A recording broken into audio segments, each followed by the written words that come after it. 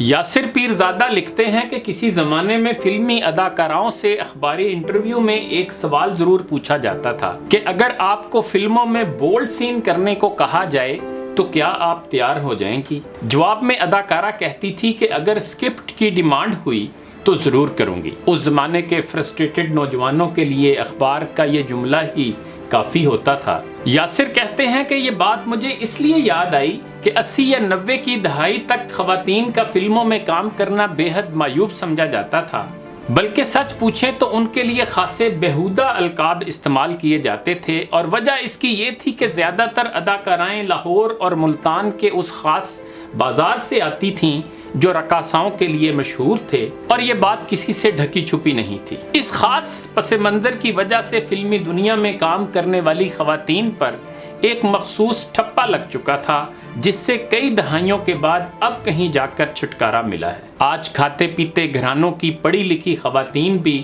فلموں میں کام کر رہی ہیں،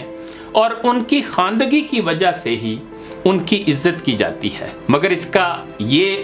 ہرگز مطلب نہیں کہ ہم ان پرانی اداکاراؤں کی محض اس وجہ سے تضحیق کریں کہ وہ کانوینٹ یا گرامر سکول میں نہیں پڑھ سکیں، یا حالات کے جبر نے انہیں بازار میں لا بٹھایا، لہذا انہیں کسی بھی اچھے برے نام سے پکارا جا سکتا ہے۔ ویسے ہمارے دوغلے پن کی مثالیں آج بھی موجود ہیں۔ آج کل ہمارے نام نہاد اچھے گھرانوں کے جدید گلوکار پرانے پنجابی گانوں کو نہلا دہلا کر اپنی طرح معزز بنانے کی کوشش کر رہے ہیں۔ اس قسم کے گانے جب سینما میں ریلیز ہوتے تھے تو ہماری ایلیٹ ہاؤ ولگر کہہ کر ناک سکیڑ لیتی تھی۔ میشا شفیع گائے تو آرٹسٹ کہلائے، نصیبو لال گائے تو لچر پن کہلائے۔ ویسے آج کل کی اداکارائیں خاصی سمارٹ ہیں، انہیں اس بات کا اچھی طرح ادراک ہے کہ اب نادرہ اور گوری کا زمانہ نہیں رہا، یہ نیا دور ہے، یہ پیروں میں گھنگرو باندھ کر ویلن کے سامنے رقص کرنے کا دور نہیں۔ اس جدید دور میں ایکٹریس کو نہ صرف انگریزی بولنی آنی چاہیے بلکہ اسے ایکٹیوسٹ بھی ہونا چاہیے۔ یہی وجہ ہے کہ آج کل کے اداکار مرد ہوں یا عورت جب کسی ٹی وی پروگرام میں مدعو کیے جاتے ہیں تو ان کے نام کے ساتھ اداکار اور سماجی کارکن یا سوشل ایکٹیوسٹ لکھا جاتا ہے۔ ہمیں ان کے نئے لقب پر کوئی اعتراض نہیں، بشرط یہ کہ یہ اداکارائیں اس لقب کی لاج بھی رکھیں۔ فی زمانہ کسی ایکٹریس کا اداکاری میں کمال پیدا کرنا اتنا ضروری نہیں جتنا ایکٹیویزم سیکھنا ضروری ہے۔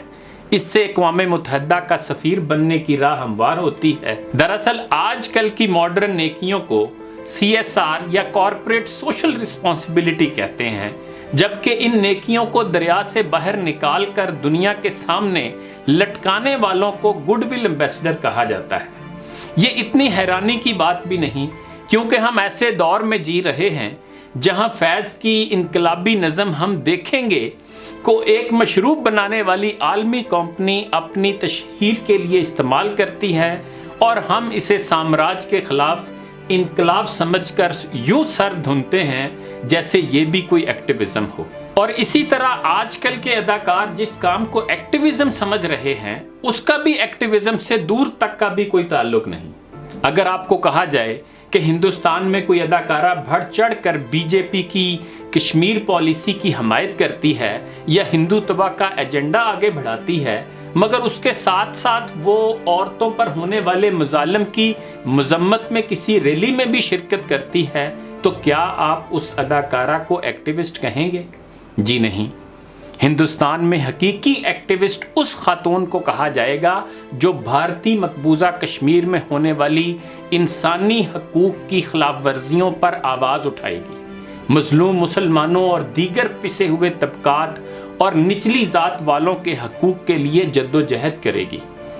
RSS کی گنڈا گردی کے خلاف مزاحمت کرے گی، اور جامعہ ملیہ اسلامیہ میں مسلمان طلبہ کے ساتھ شانہ بشانہ کھڑی ہوگی۔ اب انہی مثالوں کو اپنے ہاں منطبق کریں اور دیکھیں کہ کون سی اداکارہ ایکٹیویزم کے اس معیار پر پورا اترتی ہے۔ ہم سب عورتوں اور بچیوں کے ریپ کی مذمت کرتے ہیں کیونکہ اس میں مخالفت والی کوئی بات نہیں۔ یہ ایسا ہی ہے جیسے ویٹیکن میں مسیحیت کا پرچار کرنا، اسی طرح کشمیر کے بارے میں بیان جاری کرنا بھی بہت آرام دہ ایکٹیویزم ہے۔ اس پر بھی کوئی ناراض نہیں ہوتا، بلکہ ناراض کیا ہونا، اس پر تو ٹی وی چینل خبریں چلاتے ہیں کہ فلاں اداکارہ نے بین الاقوامی برادری کے سامنے کشمیر کا مقدمہ بہت جاندار انداز میں پیش کیا،